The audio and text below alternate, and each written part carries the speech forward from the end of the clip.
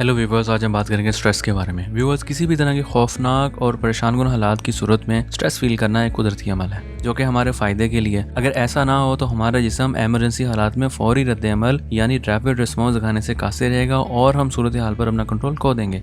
लेकिन अगर स्ट्रेस की यह वक्ती सूरत हाल किसी भी वजह से मुस्तकिल या अक्सर रहने लगे तो यह हमारे लिए बहुत सी मेडिकल कंडीशंस का बायस बन जाती है। वो तमाम अज़ा जो स्ट्रेस के वक्त अपना रोल अदा करते हैं, इनकी कारकर्दगी मुतासिर हो जाती है। स्ट्रेस के नुकसान को समझने के लिए इसके पूरे प्रोसीजर को समझना बहुत ज़रूरी है। व्यूअर्स, किसी भी खतरे या खौफ की सूरत में एक केमिकल रिएक्शन हमारे जिस्म में शुरू हो जाता है जिसे फाइट और फ्लाइट का नाम दिया गया है।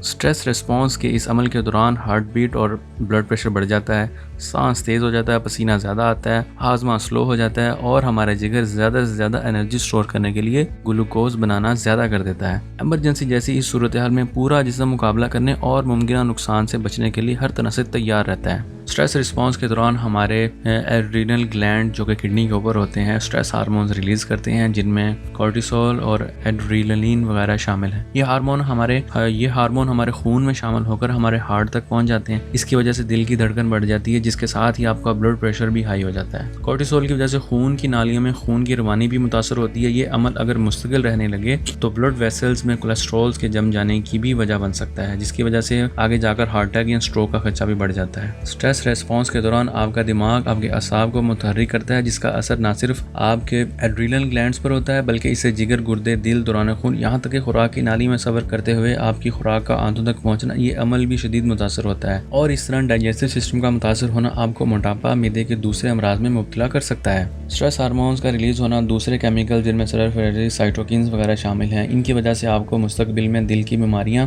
और इंसुलिन रेजिस्टेंस का सामना भी करना पड़ सकता है। स्ट्रेस हार्मोन्स आपके जिस्म को खतरा से लड़ने और किसी भी तरह की इंजरी से सेहतयाब होने में मदद करते हैं, लेकिन मुस्तकिल रहने वाली स्ट्रेस यानी क्रोनिक स्ट्रेस आपके जख्मों को ठीक होने के अमल को स्लो कर देती है। अब तक की डिस्कशन से हमें यह बात समझ में आ गई कि क्रोनिक स्ट्रेस हमारी सेहत पर किस तरह से मनफी असरात मुरतब करती है। यह हमारे दिल, दिमाग, जिगर, गुर्दे, निज़ाम और दौरान खून में गड़बड़ करके हमें sugar, blood pressure, cholesterol, heart disease और दिमाग की कारकर्दगी का मुतासर होना और असाब को कमज़ोर करने जैसी परेशानी में मुब्तला कर सकती है।